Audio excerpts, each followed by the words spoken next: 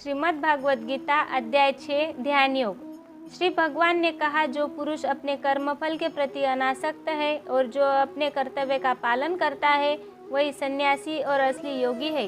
वह नहीं जो न तो अग्नि जलाता है और न कर्म करता है। हे पांडुपुत्र, जिसे सन्यास कहते हैं उसे ही तुम योग अर्थात परब्रह्म से युक्त होना जानो, क्योंकि इंद्रिय तृप्ति के लिए इच्छा को त्यागे बिना कोई कभी योगी नहीं हो सकता। अष्टांग योग के नवसाधक के लिए कर्म साधना कहलाता है और योग सिद्ध पुरुष के लिए समस्त भौतिक कार्यकलापों का परित्याग ही साधना कहलाता है। जब कोई पुरुष समस्त भौतिक इच्छाओं का त्याग करके न तो इंद्रिय तृप्ति के लिए कार्य करता है और न सकाम कर्मों के प्रवृत्त होता है तो वह योगारूढ़ कहलाता है। मनुष्य को चाहिए कि अपने मन की सहायता से अपना उद्धार करे और अपने को नीचे न गिरने दे। यह मन बद्धजीवी का मित्र भी है और शत्रु भी है। जिसने मन को जीत लिया है उसके लिए मन सर्वश्रेष्ठ मित्र है, किंतु जो ऐसा नहीं कर पाया उसके लिए मन सबसे बड़ा शत्रु बना रहेगा। जिसने मन को जीत लिया उसने पहले ही परमात्मा को प्राप्त कर लिया है, क्योंकि उसने शांति प्राप्त कर ली है। ऐसे पुरुष के लिए सुख दुख, सर्दी गर्मी एवं मान अपमान एक से ही है। वह व्यक्ति आत्म साक्षात्कार को प्राप्त तथा योगी कहलाता है, जो अपने अर्जित ज्ञान तथा अनुभूति से पूर्णतया संतुष्ट कहलाता है। ऐसा व्यक्ति आध्यात्म को प्राप्त तथा जितेंद्रिय कहलाता है। वह सभी वस्तुओं को, चाहे वे कंकड़ हो या वो पत्थर हो या कि सोना, एक समान देखता है। जब मनुष्य निष्कपट, हितैषियों, प्रिय मित्रों, तटस्थों, मध्यस्थों, ईर्ष्यालुओं, शत्रुओं तथा मित्रों, पुण्य आत्माओं एवं पापियों को समान भाव से देखता है तो वह और भी उन्नत माना जाता है। योगी को चाहिए कि वह सदैव अपने शरीर, मन तथा आत्मा को परमेश्वर में लगाए, एकांत स्थान में रहे और बड़ी सावधानी के साथ अपने मन को वश में करे। उसे समस्त आकांक्षाओं तथा संग्रह भाव की इच्छाओं से मुक्त होना चाहिए। योगाभ्यास के लिए योगी एकांत स्थान में जाकर भूमि पर कुशा बिछा दे और फिर से उसे मृगछाला से ढके तथा ऊपर से मुलायम वस्त्र बिछा दे। आसन न तो बहुत ऊंचा हो न बहुत नीचा, यह पवित्र स्थान में स्थित हो। योगी को चाहिए कि इस पर दृढ़ता पूर्वक बैठ जाए और मन, इंद्रियों तथा कर्मों को वश में करते हुए मन को एक बिंदु पर स्थिर करके हृदय को शुद्ध करने के लिए योगाभ्यास करे। योगाभ्यास करने वाले को चाहिए कि वह अपने शरीर, गर्दन तथा सिर को सीधा रखे और नाक के अगले सिर पर दृष्टि लगाए। इस प्रकार वह अविचलित तथा दमित मन से भय रहित विषयी जीवन से पूर्णतया मुक्त होकर अपने हृदय में मेरा चिंतन करे और मुझे ही अपना चरम लक्ष्य बनाए। इस प्रकार शरीर, मन तथा कर्म में निरंतर संयम का अभ्यास करते हुए संयमित मन वाले योगी को इस भौतिक अस्तित्व की समाधि पर भगवत धाम की प्राप्ति होती है। हे अर्जुन, जो अधिक खाता है वह या बहुत कम खाता है, जो अधिक सोता है अथवा जो पर्याप्त नहीं सोता, उसे योगी बनने की कोई संभावना नहीं है। जो खाने, सोने, आमोद प्रमोद तथा काम करने की आदतों में नियमित रहता है वह योगाभ्यास द्वारा समस्त भौतिक क्लेशों को नष्ट कर सकता है। जब योगी योगाभ्यास द्वारा अपने मानसिक कार्यकलापों को वश में कर लेता है और आध्यात्म में स्थिर हो जाता है, अर्थात समस्त भौतिक इच्छाओं से रहित हो जाता है, तब वह योग में सुस्थिर कहा जाता है। जिस प्रकार वायु रहित स्थान में दीपक हिलता डुलता नहीं, उसी तरह जिस योगी का मन वश में होता है वह आत्म तत्व के ध्यान में सदैव स्थिर रहता है। सिद्धि की अवस्था में, जिसे समाधि कहते हैं, मनुष्य का मन योगाभ्यास के द्वारा भौतिक मानसिक क्रियाओं से पूर्णतया संयमित हो जाता है। इस सिद्धि की विशेषता यह है कि मनुष्य शुद्ध मन से अपने को देख सकता है और अपने आप में आनंद उठा सकता है। उसे आनंदमयी स्थिति में वह दिव्य इंद्रियों द्वारा असीम दिव्य सुख में स्थिर रहता है। इस प्रकार स्थापित मनुष्य कभी सत्य को विफल नहीं होता और इस सुख की प्राप्ति को जाने पर वह इससे बड़ा कोई दूसरा लाभ नहीं मानता। ऐसी स्थिति को पाकर मनुष्य बड़ी से बड़ी कठिनाई में भी विचलित नहीं होता।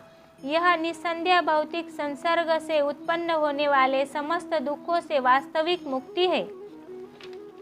मनुष्य को चाहिए कि संकल्प तथा श्रद्धा के साथ योगाभ्यास में लगे और पथ से विचलित न हो।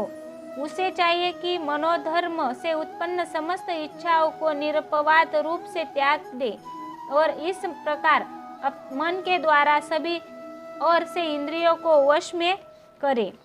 धीरे धीरे क्रमशः पूर्ण विश्वास पूर्वक बुद्धि के द्वारा समाधि में स्थित होना चाहिए और इस प्रकार मन को आत्मा में स्थित करना चाहिए तथा अन्य कुछ भी नहीं सोचना चाहिए।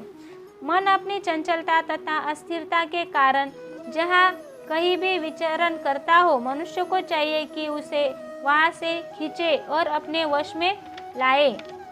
जिस योगी का मन मुझ में स्थिर रहता है वह निश्चय ही दिव्य सुख की सर्वोच्च सिद्धि प्राप्त करता है। वह रजोगुण से परे हो जाता है। वह परमात्मा के साथ अपनी गुणात्मक एकता को समझता है और इस प्रकार अपने समस्त विगत कर्मों के फल से निवृत्त हो जाता है।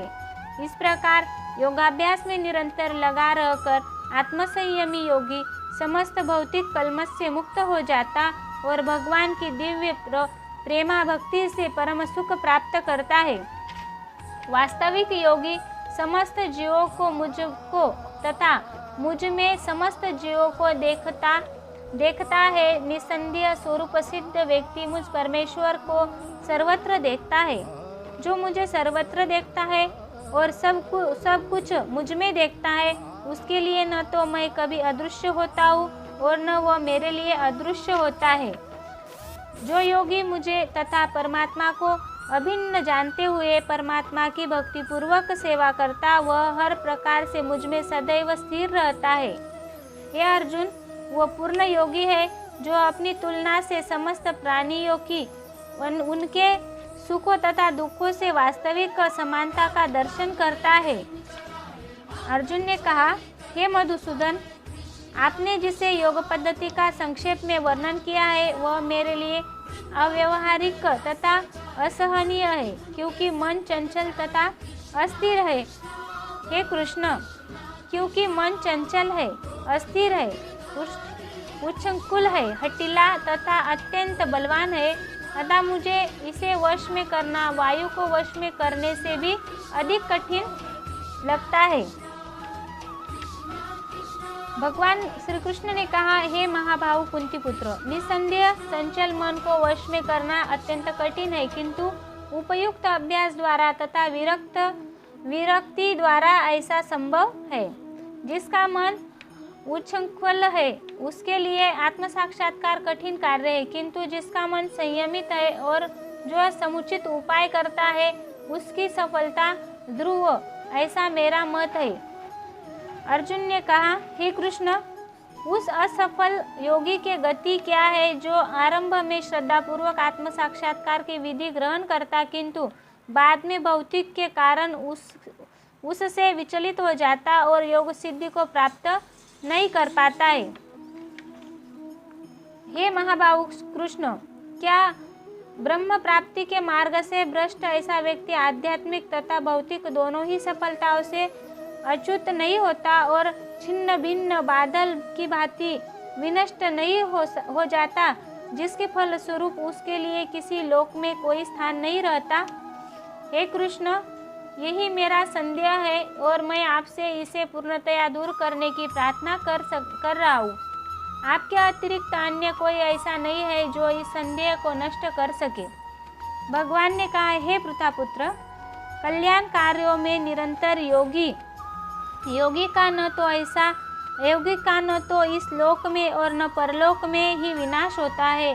हे मित्र, भलाई करने वाला कभी बुराई से पराजित नहीं होता है। असफल योगी पवित्र आत्माओं के लोकों में अनेकानेक वर्षों तक भोग करने के बाद या तो सदाचारी पुरुषों के परिवार में या कि धनवानों के कुल में जन्म लेता है, अथवा यदि दीर्घ काल तक योग करने के बाद असफल रहे तो वह ऐसी योनियों में कुल में जन्म लेता है जो अति बुद्धिमान है। निश्चय ही संसार में ऐसा जन्म दुर्लभ है। हे कुरुनंदन, ऐसा जन्म पाकर अपने पूर्वजन्म की देवी चेतना को पुनः प्राप्त करता है और पूर्ण सफलता प्राप्त करने के उद्देश्य से वह आगे उन्नति करने के प्रयास करता है।